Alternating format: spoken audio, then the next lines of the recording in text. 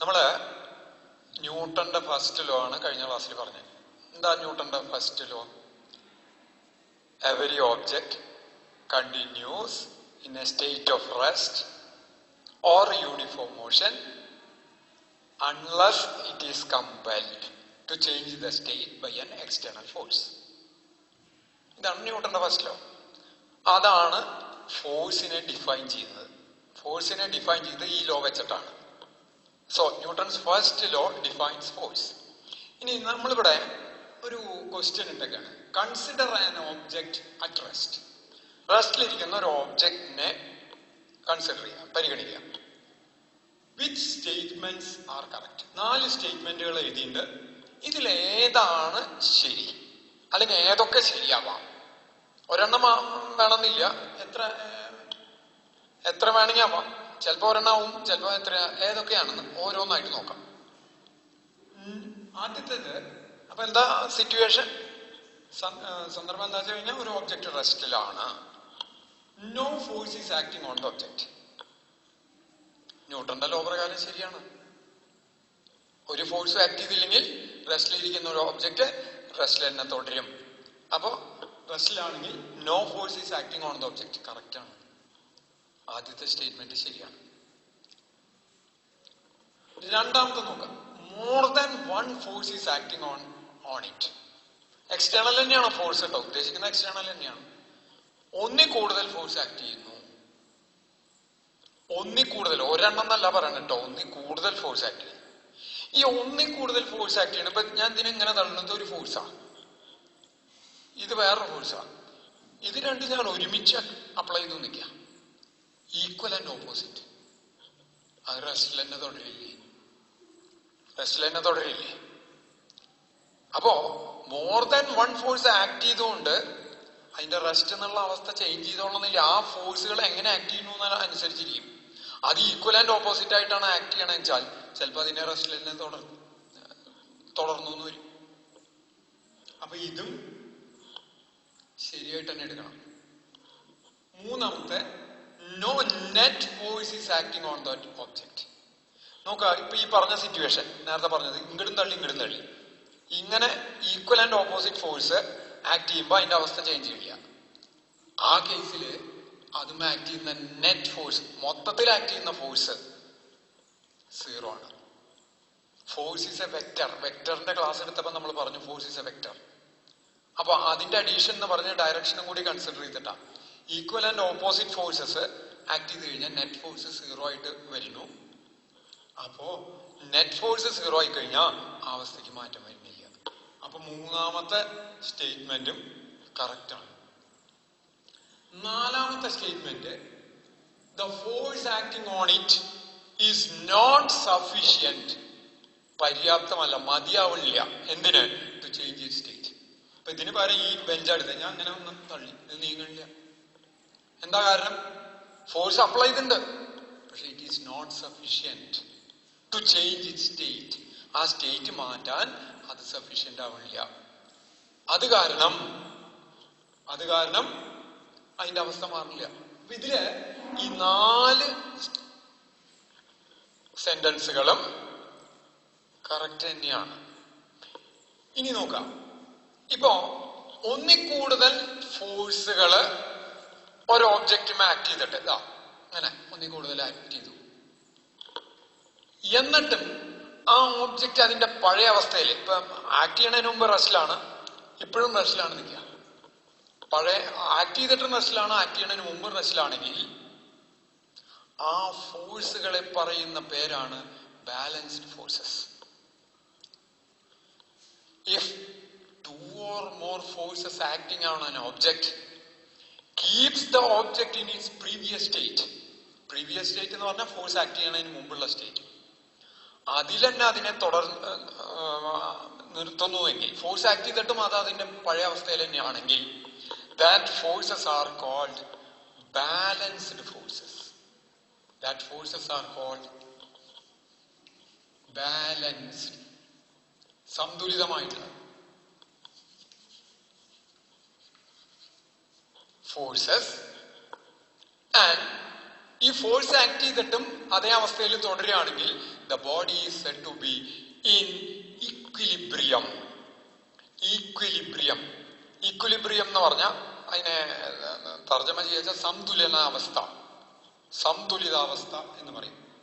Balanced force എപ്പോഴും equilibrium ഉണ്ടാക്കുക. അതായത് ഏതവസ്ഥയിലാണോ അതേ അവസ്ഥയിൽ തന്നെ അതിനെ തുടരാൻ അനുവദിക്കും. അതാണ് ബാലൻസ്ഡ് ഫോഴ്സ്. അപ്പോ ആ അവസ്ഥ മാറ്റുന്നത് ഒന്നുകിൽ ഏതവസ്ഥയിലാണോ വസ്തു ഇരിക്കുന്നത് ആ അവസ്ഥയെ മാറ്റുന്നത് ഒന്നുകിൽ ഒരു സിംഗിൾ സഫിഷ്യന്റ് ഫോഴ്സ്, രണ്ട് അൺബാലൻസ്ഡ് ഫോഴ്സസ്. ബാലൻസ്ഡ് അല്ലാത്ത ഒന്നിൽ കൂടുതൽ ഫോഴ്സ് ആക്ട് ചെയ്തിട്ട് അവസ്ഥ മാറ്റുണ്ടെങ്കിൽ ആ ഫോഴ്സുകളെ നമുക്ക് അൺബാലൻസ്ഡ് ഫോഴ്സസ് എന്ന് പറയാം. അൺബാലൻസ്ഡ് ഫോഴ്സസോ അല്ലെങ്കിൽ സിംഗിൾ സഫിഷ്യന്റ് ഫോഴ്സോ ആണ് സ്റ്റേറ്റ് ചേഞ്ച് ചെയ്യുക. സ്റ്റേറ്റ് ചേഞ്ച് ചെയ്താൽ ഇപ്പൊ ഒരു സ്റ്റേറ്റ് ചേഞ്ച് ചെയ്യാന്ന് പറഞ്ഞാൽ റെസ്റ്റിലിരിക്കുന്ന ബോഡി മൂവ് ചെയ്യാൻ തുടങ്ങി, അപ്പൊ അതിനൊരു വെലോസിറ്റി ഉണ്ടാവും. അല്ലെങ്കിൽ യൂണിഫോം മോഷനിൽ മൂവ് ചെയ്യുന്ന ബോഡി തള്ളിക്കഴിഞ്ഞാൽ ചിലപ്പോൾ അതിന്റെ സ്പീഡ് കൂടും അല്ലെങ്കിൽ കുറയും. ഇങ്ങനെ സ്പീഡ് കൂടുകയോ കുറയുകയോ അല്ലെങ്കിൽ ഡയറക്ഷൻ മാറുകയോ ചെയ്താൽ, അല്ലെങ്കിൽ വെലോസിറ്റി മാറിയാൽ അതിന് ആക്സിലറേഷൻ ഉണ്ടായി എന്ന് പറയുന്നുണ്ട്. ആക്സിലറേഷൻ ഉണ്ടായി എന്ന് പറയും. അപ്പോ single sufficient force or unbalanced force creates acceleration on the object. തിരിച്ചു പറയാച്ചാൽ balanced force if the net force is zero or balanced force doesn't create any acceleration. Balanced ഫോഴ്സോ അല്ലെങ്കിൽ നെറ്റ് ഫോഴ്സ് സീറോ ആവുന്ന സിറ്റുവേഷനിലോ ഓബ്ജക്റ്റിന് acceleration ഉണ്ടാവില്ല. എപ്പോഴാണ് acceleration ഉണ്ടാവുക? Single sufficient ഫോഴ്സോ അല്ലെങ്കിൽ unbalanced ഫോഴ്സോ ആണ് ആക്സിലറേഷൻ ഉണ്ടാക്കുക. റൈറ്റ്? ഇനി അപ്പൊ ന്യൂട്ടന്റെ ഫസ്റ്റ് ലോ ഫോഴ്സ് എന്താണെന്ന് നിർവചിച്ചു. ഇനി what is the magnitude and direction of force acting on an object? ഒരു ഒബ്ജക്റ്റ് ആക്ട് ചെയ്യുന്ന ഫോഴ്സിന്റെ മാഗ്നിറ്റ്യൂഡോ ഡയറക്ഷനോ എങ്ങനെ കണ്ടുപിടിക്കാം? അതിനുള്ള ഉത്തരാണ് ന്യൂട്ടന്റെ സെക്കൻഡ് ലോ തരുന്നത്. നമ്മളിപ്പോ പറഞ്ഞു നിർത്തിക്കണത് എന്താ വെച്ചാ, single sufficient force cause acceleration എന്നാണ് പറഞ്ഞത്. അല്ലെങ്കിൽ അൺബാലൻസ്ഡ് ഫോഴ്സ് കോസസ് ആക്സിലറേഷൻ. ആ സിംഗിൾ സഫിഷ്യന്റ് ഫോഴ്സ് ആക്സിലറേഷൻ ഉണ്ടാക്കുന്നതായിരിക്കും. ഞാൻ രണ്ട് ബോഡീസ്, രണ്ടെണ്ണം ഈക്വൽ മാസ് ഉള്ള ബോഡീസ് എടുത്തു. ഈക്വൽ മാസ് ആണ് രണ്ടിന്റെ, mm വീതം. ഇതുമേ 10 യൂണിറ്റ്സ്, ആദ്യത്തെ 10 യൂണിറ്റ്സ് ഫോഴ്സ് അപ്ലൈ ചെയ്തു. ഇതുമേ 100 യൂണിറ്റ് ഫോഴ്സ് അപ്ലൈ ചെയ്തു. അപ്പൊ 10 യൂണിറ്റ് അപ്ലൈ ചെയ്യുമ്പോൾ വെച്ചാൽ ഈ ഡയറക്ഷനിൽ തള്ളുകയാണ് ചെയ്യണതായിരിക്കും. തള്ളുമ്പോ റെസ്റ്റ് നിന്ന് മാറി സഫീഷ്യന്റ് ആണ്, അതിനെ നീക്കാൻ സഫീഷ്യന്റ് ആണ്, പര്യാപ്തമാണ്, നീങ്ങി തുടങ്ങി. ഇതിന് 100 കൊടുക്കണം, ഇതിലും വലിയ ഫോഴ്സ് കൊടുക്കണം. 10 അടിന് ഇതുള്ള വെക്ടറുടെ വരികയാണ്. അപ്പൊ നമുക്കറിയാം ഇതിന് സ്പീഡ് വല്ലാണ്ട് കൂടുതലാണ്. ഇതിന്റെ സ്പീഡ് അത്ര ഇങ്ങോട്ട് കൂടിയിട്ടുണ്ടാവില്ല, സെയിം മാസാണ്. അതായത് സ്പീഡ് പെട്ടെന്ന് കൂടുന്നു വെച്ചാൽ അതിന് ആക്സിലറേഷൻ കൂടുതലാണെന്ന് അർത്ഥം. ആക്സിലറേഷൻ പെട്ടെന്ന് സ്പീഡ് മാറിക്കൊണ്ട് വരിക എന്ന് പറഞ്ഞാൽ ആക്സിലറേഷൻ കൂടുതലാണ്. കാരണം എന്താ? Acceleration is the change in velocity by time. മുമ്പ് പഠിച്ചിട്ടുണ്ട്. ഒരു ഡയറക്ഷനിലെ ചേഞ്ച് ഇൻ വെലോസിറ്റി, മാഗ്നിറ്റ്യൂഡ് മാറിയാലും വെലോസിറ്റി മാറും. അപ്പൊ പെട്ടെന്ന് വെലോസിറ്റി, ഒരു യൂണിറ്റ് ടൈമിൽ വെലോസിറ്റിക്ക് എന്ത് ചേഞ്ച് ഉണ്ടായി? അതാണ് ആക്സിലറേഷൻ. ഒരു യൂണിറ്റ് ടൈമിൽ അത് 100 യൂണിറ്റ് അപ്ലൈ ചെയ്തതിൽ കൂടുതൽ ഉണ്ടാവും, 10 യൂണിറ്റിൽ ഉണ്ടായാൽ അത്ര ഉണ്ടാവില്ല. അതായത് the more the force, the more will be the acceleration. Conclusion അതാണ്. The more the force, sufficient force, more will be acceleration. ഇനി ഇതിന് പകരം നമ്മൾ വേറൊരു എക്സാമ്പിൾ എടുക്കുകയാണ്. ഒരു കാറും ഒരു ലോറി, രണ്ടിലും ഒരു 10,000 യൂണിറ്റ്സ് ഫോഴ്സ് അപ്ലൈ ചെയ്തു. ഒരേ ഫോഴ്സ് അപ്ലൈ ചെയ്തു. കാറും ലോറിക്കും തമ്മിലുള്ള വ്യത്യാസം, ലോറിക്ക് കാറിനേക്കാൾ മാസ് വളരെ കൂടുതലാണ്. ഒരേ റോഡിൽ ഒരേപോലെ ഫ്രിക്ഷൻ ഒക്കെ ഉള്ള റോഡിൽ ഹൊറിസോണ്ടൽ ഇതിലാണ് നിൽക്കണ രണ്ടിലും ഒരേ ഫോഴ്സ് അപ്ലൈ ചെയ്താൽ കൂടുതൽ സ്പീഡ് പെട്ടെന്ന് ഏതിനാ കിട്ടുക, അല്ലെങ്കിൽ കൂടുതൽ ആക്സിലറേഷൻ ഏതിനുണ്ടാവുക? ഡെഫിനറ്റ് ആയിട്ട് അത് കാറിനായിരിക്കും. ഏതിനേക്കാൾ? ലോറിയേക്കാൾ. കാരണം എന്താണ്?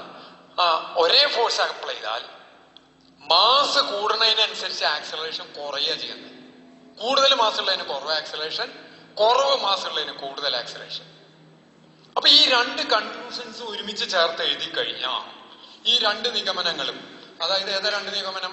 ഒരേ മാസുള്ള ഫോഴ്സ് അപ്ലൈ ചെയ്യുമ്പോൾ ഫോഴ്സ് കൂടിയോടത്ത് ആക്സിലറേഷൻ കൂടും. ഒരേ ഫോഴ്സ് അപ്ലൈ ചെയ്യുമ്പോൾ മാസ് കുറവുള്ളടത്ത് ആക്സിലറേഷൻ കൂടും. ഈ രണ്ട് നിഗമനങ്ങളും ചേർത്ത് എഴുതുമ്പോൾ, മാത്തമാറ്റിക്കലായിട്ട് എഴുതുമ്പോൾ എനിക്ക് എങ്ങനെ എഴുതാൻ പറ്റും? Acceleration is proportional to force by mass എന്ന് എഴുതിയ പോലെ. നോക്കൂ, acceleration is directly proportional to force. Force കൂടിയ ആക്സിലറേഷൻ കൂടി. Acceleration is inversely proportional to mass. അപ്പൊ ഇത് രണ്ടും കമ്പൈൻ ചെയ്ത് എഴുതി കഴിഞ്ഞാൽ acceleration is proportional to force by mass. F A proportional to F by M, A or F proportional to cross multiply ചെയ്തു MA, അങ്ങനെ തിരിച്ചെഴുതാം F proportional to MA എന്നെഴുതും. or F equals a constant K. നമ്മൾ മുമ്പ് പഠിച്ചിട്ടുണ്ട്, proportionality can be removed by multiplying with a constant K. F equals KMA. ഇനി SI system എടുത്തു കഴിഞ്ഞാൽ മാസിന്റെ unit 1 kilogram ആണ്. ആക്സിലറേഷന്റെ unit SI system in SI മാസിന്റെ യൂണിറ്റ് 1 kg ആണ്. ആക്സിലറേഷന്റെ unit metre per second square ആണ്. വെറുതെ മീറ്റർ പെർ സെക്കൻഡ് സ്ക്വയർ എന്ന് എഴുതിയത് 1 ആണ്, വെറുതെ kg എന്ന് എഴുതിയത് 1 kg ആണ്. അപ്പോ ഒരു 1 kg മാസില് 1 metre per second square acceleration ഉണ്ടാക്കാൻ എത്ര ഫോഴ്സ് വേണോ, ആ ഫോഴ്സിനെ 1 യൂണിറ്റ് ഫോഴ്സ് ഇൻ SI എന്ന് എടുക്കാം. എന്താണ്? 1 കിലോഗ്രാം മാസില് 1 metre per second square acceleration ഉണ്ടാക്കാൻ ആവശ്യമായിട്ടുള്ള ഫോഴ്സ്. ഇത് രണ്ട് SI ഇല്ലല്ലേ? ആ ഫോഴ്സ് SI സിസ്റ്റത്തിലെ 1 യൂണിറ്റ് ഫോഴ്സ് എന്നെടുത്തു കഴിഞ്ഞാൽ അങ്ങനെ വരുമ്പോ എന്ത് വന്നു? 1 equals K into 1 into 1. Am I right? അതായത് M1 A1 അപ്പോഴുള്ള ഫോഴ്സും 1 ആണ്. അപ്പൊ K1 ആയി. അപ്പൊ therefore K equals 1 into K equals 1. അപ്പൊ എന്ത് വന്നു? F equals MA. F equals MA. This is the mathematical form of Newton's second law. അപ്പൊ എന്താണ് ലോ പറയുന്നത്?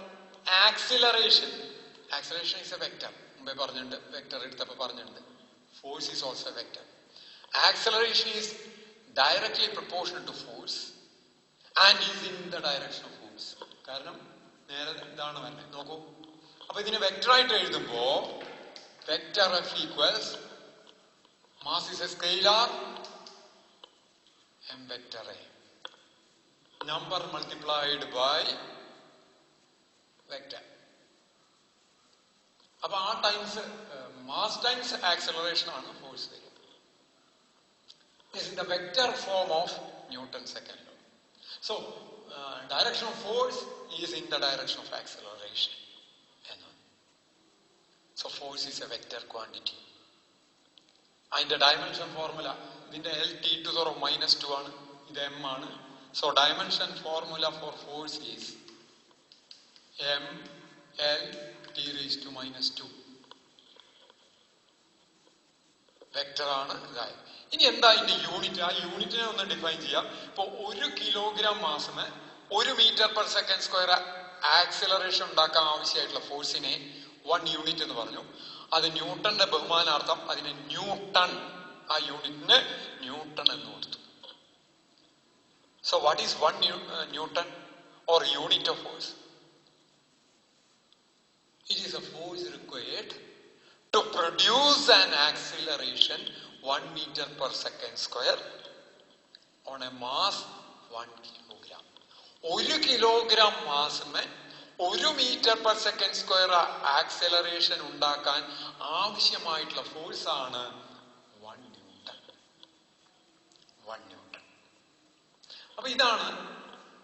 അപ്പൊ ഇതിൽ നിന്ന് നമുക്ക് ഫോഴ്സിന്റെ മാഗ്നിറ്റ്യൂഡും ഡയറക്ഷനും കിട്ടി. ഇതാണ് ന്യൂട്ടന്റെ സെക്കൻഡ് ലോ. ഇനി ഇതിലേക്ക് കുറച്ചും കൂടി ഒരു അഡീഷൻസ് വരുന്നുണ്ട്. അത് നമുക്ക് that we will discuss in the next class. തൽക്കാലം ഇവിടെ നിർത്താം. അത് നമുക്ക് അടുത്ത ക്ലാസ്സിൽ